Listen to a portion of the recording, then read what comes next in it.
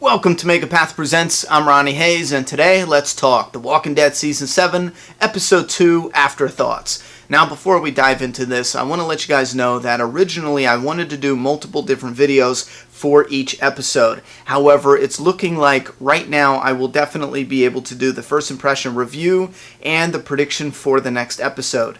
After that, it's going to be depending on what my life and work schedule is looking like week to week. That will determine if I do a special video like I did with episode 1 of this season, and if you haven't checked that out, definitely check that out. They hid a lot of important meaning and messages in that first episode, so check that out. Anyway, my schedule will determine if I do a special video or if I do an Afterthoughts video or topic discussions, Q&As, and everything like that. Now, sometimes I might be able to do a few of those different videos each week, or sometimes I might have to substitute one for the other. So I just want to let you guys know, if you don't see videos coming up, they're either late or I had to substitute a special video with an Afterthoughts video because there just wasn't enough time in my schedule to do both. Now let's jump into episode 2, titled The Well. Now, episode 1 was a callback to season 1 with Dr. Jenner, so I was thinking maybe episode 2 was a callback to season 2 with Glenn going down the well. Now, if that's too much of a stretch for you, Ezekiel in the episode did mention that you drink from the well, you replenish the well, so most likely the title has to do with that. And Richard's fight with the Saviors could be a callback as well. Alright, that was lame. You sure you don't have that backwards, kid? Pretty sure you got that backwards. Wasn't that cool? Now, since Glenn and Abraham are partners in death, Abe got one too, with the peace sign coming from Jerry, as he says, deuces. Carol had a cool callback, the scene where she killed the Saviors, and Morgan got a cool callback with the markings on the trees, which matched season 5, where the people from Terminus put markings on the trees so they could find their way back after hunting Rick and gang. Morgan coincidentally followed those markings, which led him to the church to find the map, which led him to Alexandria, which led him to where he is now. I thought that was awesome. Now, if you're curious about the timeline, it does appear that episode 1 and episode 2 begin around the same time when Carol and Morgan are heading towards this new community. Rick and gang are going from roadblock to roadblock against the Saviors. Now, from that point in time on, it looks like episode 2 surpasses episode 1 because Morgan tells Carol that she's been asleep for 2 days, and then Morgan's also in 2 different outfits. So maybe episode 2 covers around 4 to 5 days, whereas episode 1 only covered an afternoon, overnight, and a morning. Now over to one of the main focuses of this episode, the new community called the Kingdom, which is a big, peaceful, beautiful place with lots of men, women, and children living here, and they embrace a contradiction where they choose to live in this paradise, which is surrounded by a hell on earth. Now, running this community is King Ezekiel. He's smart, he's kind, he's caring, and he's going a little overboard on the good to counteract all the bad. Now, Ezekiel has a funny man, jolly giant bodyguard named Jerry, and a close friend that seems to be a well-respected kingdom soldier named Richard, who's also from the comic book, and then there's Benjamin. Now, he's close to Benjamin, and it appears that he was actually close to Benjamin's father, who was one of the best fighters for the kingdom who died a year ago. Now, I've seen a ton of comments from you guys in my review saying that you think Negan killed Benjamin's father. Now, there's one thing that's standing out here, and it makes me believe that that might not be the case. Benjamin said 8 people died that time. They got trapped in a building and killed by, I think he called them the Wasted or something like that. Well, it leads me to believe that maybe it was the Saviors, maybe it was Negan also, but they didn't line them up and beat Benjamin's father to death. They trapped them somewhere and killed them somehow. Now, it is possible that Negan did line them up, and he did kill Ezekiel's right-hand man, which would have been Benjamin's father at that time. That is very possible, and then the whole story got twisted around. It could have been a battle where 7 of them died, and then Benjamin's father was the 8th who was lined up and beaten to death, and then the rest were able to come home. We don't know the exact details. We don't know what's the lie from the truth, so we're just going to have to wait and see. I personally feel like it was a setup by the Saviors. However, it would be cool if Negan was to blame for his father's death. And last but not least, Ezekiel has a tiger. Yet again, I'm going to recommend you go visit thewalkingdead.com. They have a great article that will go over the images comparing the comic versus the show. That link will be down in the video description, and I'm also going to put a link down there that's going to show you how they made Shiva for TV. That's an awesome video. Check that one out. Now, through Morgan's story this episode, we get introduced to the kingdom's secret. King Ezekiel is being extorted by the saviors, much like the Hilltop and now Alexandria. Ezekiel decides it's best to keep the secret from his community because he's afraid that they will want to fight back, and Ezekiel knows they will lose. Now, there's some potential story hinted here where they're talking about losing too many people, maybe not being strong enough yet to actually win the battle. Now, in the comic book, it's King Ezekiel who really kicks off the alliance with Rick and the other communities, and seeing that TV Ezekiel is very clever, this is already hinting that he might just unite as an ally with Rick Grimes to overthrow Negan. And I love it because I can't wait to see Rick looking at that tiger. Imagine when Rick sees Ezekiel and this whole new world. I can't wait. I can't wait. Carol was a funny introduction, but I can't wait for Rick to see the kingdom. Anyway, to keep the kingdom community in the dark, they round up the pigs by feeding them walkers, and they take them away to a different location to slaughter them. That way the people in the community don't hear the screams and start asking questions. Now, the pigs eating walkers is causing heavy debate in the fandom. A lot of fans think it's actually King Ezekiel and Richard poisoning the saviors. However, I feel like that's not the case because they're not acting or preparing for a counterattack. If the saviors were in fact poisoned, they're not idiots. They're not that dumb. They would know for a fact it was the kingdom and they would attack. And they don't look like they're getting ready for that attack. So it leads me to believe that this is just a matter of convenience. It's easier and it makes more sense for them to feed the pigs rotted meat instead of actually scavenging real feed for the pigs. That would take more time, that would be more risky, and they themselves could probably actually use that real feed. So in a way, it's like diluting their offer to the saviors, which is funny if you think about it because the saviors are greedy pigs, you know what I mean? So you're feeding a greedy pig rotted walker meat, making the pig happy, and then you're taking that pig, who's now a bigger pig, and you're giving it to the greedy saviors, making those pigs happy. And think about it like this. Daryl is a prisoner right now at the sanctuary. So imagine in the next episode, Daryl shits himself to death in the cell, and that's why it's called the cell. I'm going to keep it moving before fans try to kill me. Now, with the scuffle between the saviors and Richard, it shows us two interesting things. The leader there, I think his name is Gavin, it shows a layered character, and this character knows that there's an order. He knows that he can't be too strict with his guys, or else there will be a mutiny. Maybe they'll kill him on the road. You sense all this happening just by a little bit. You could tell he's not just a random one-dimensional bad guy. He also has a glimmer in his eye that he knows the saviors will most likely defeat the kingdom. However,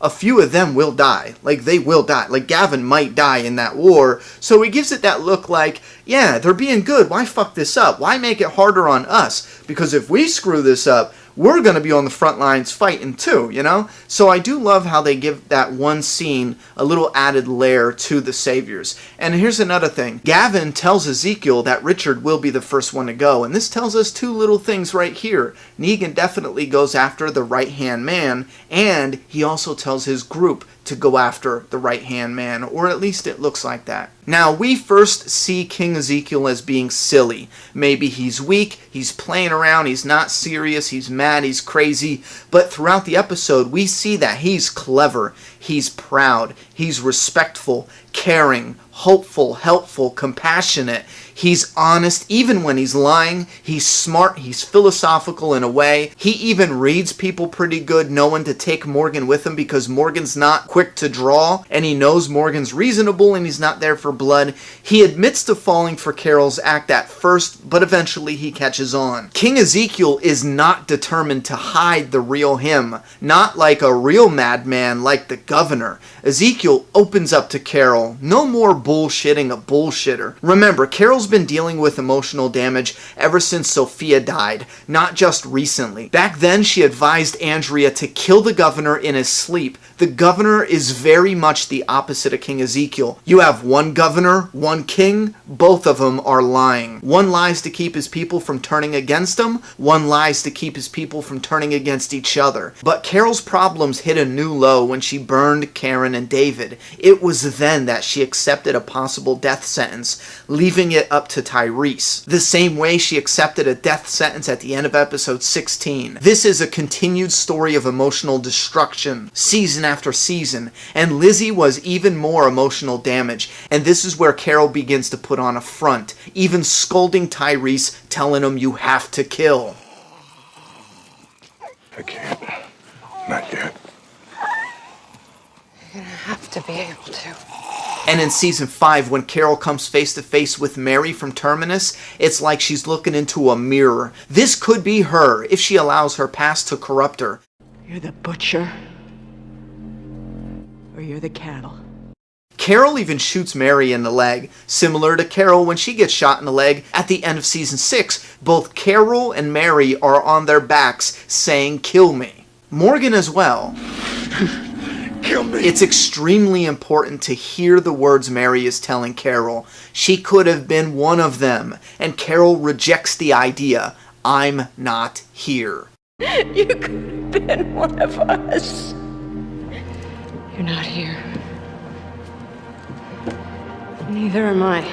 And Morgan as well has been crushed. His philosophy is really strong in his heart still, but the decision to force it onto others has crumbled apart. In this episode, Morgan has some really cool and subtle development, and the potential has me at a new level of excitement for the future storyline for Morgan. There's a wonderful scene with King Ezekiel and Morgan. King Ezekiel asks Morgan to train Benjamin, and Morgan is hesitant. The way I shot that man to save Carol, this stick couldn't have saved her, is what he tells Ezekiel. And back in episode 16, you see Morgan is holding two weapons, each with their own symbolism. The gun represents death, the stick, life, a second chance. But the stick could not save Carol and also allow the Savior to have a second chance to come back from his evil ways. Ezekiel counters this with, "Has it saved you?" And Morgan smiles because yes, both literally and figuratively, it has saved him. We see Morgan not wanting to use his gun back at the Savior meeting. With Morgan, it's all or nothing. It's like an alcoholic who says you can't just have one drink. For Morgan, you can't just kill one guy and move on with your life. Not him. He's not designed that way. It doesn't work that way for Morgan.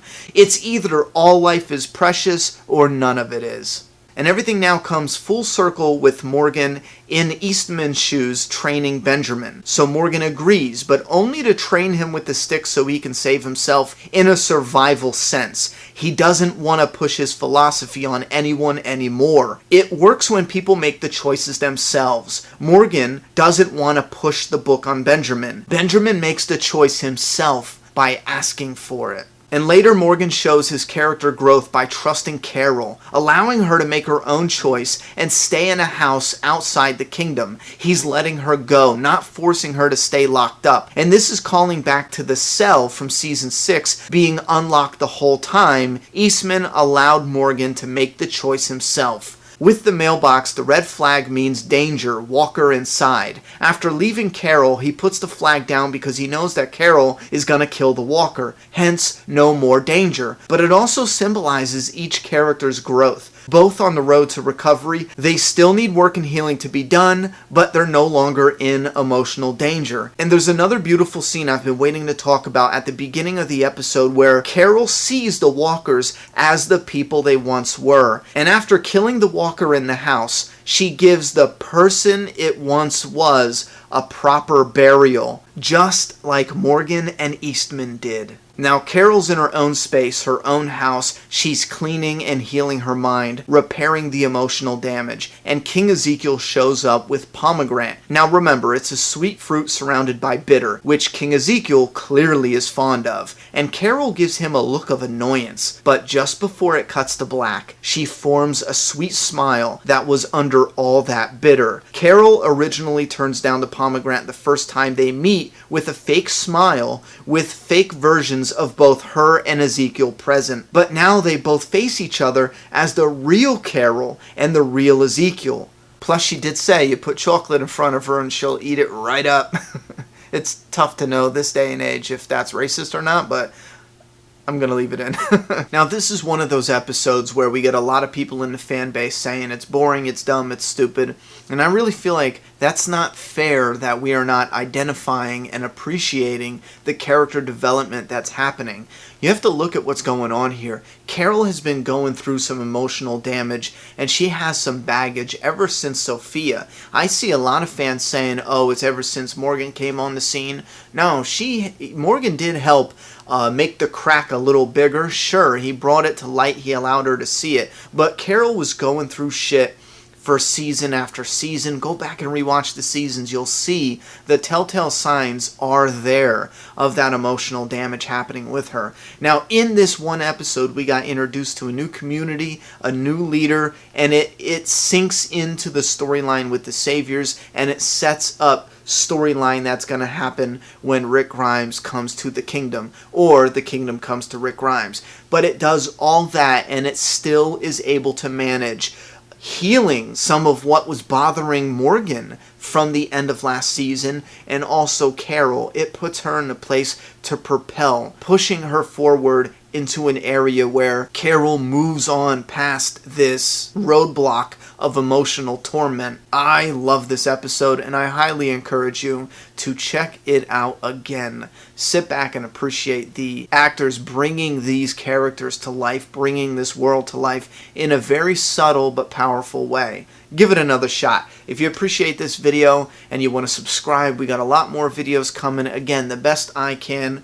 I am not a company. I am one person running this channel the best I can, and I got a bunch of social media links down below if you want to follow any Twitter, Instagram, Facebook. We got a Facebook group called the Map Fan Family, and we are now 98,000 subscribers on the road to 100K. Huge thank you for all the help. Let's hit 100K by episode 4. So big thank you to you guys. If you can help spread the word of mouth. If you haven't subscribed yet, please definitely subscribe. And do not forget to leave your thoughts and opinions about this episode or anything else we have discussed, or if you noticed some different symbolism or some callbacks and you want to share your thoughts and opinions, put them down in the comment box. I'm done talking. It's your turn.